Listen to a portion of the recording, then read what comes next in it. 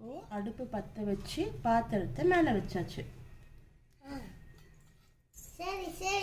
பாத்திரம் காஞ்சதும் தேவையான அளவு எண்ணெய் ஊற்றியாச்சா.